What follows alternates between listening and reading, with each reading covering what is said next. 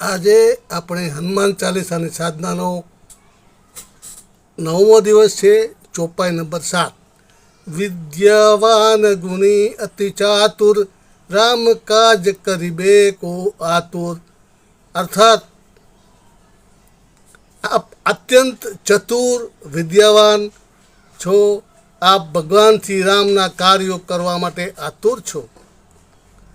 આ ચોપાઈથી આપણે એ શીખવાનું છે કે જ્ઞાન, બુદ્ધિ અને ભક્તિથી ભગવાનનું કાર્ય કરવું જોઈએ. આજે આપણે હનુમાન ચાલીસાની સાધનાનો 9મો દિવસ છે. ચોપાઈ નંબર 7.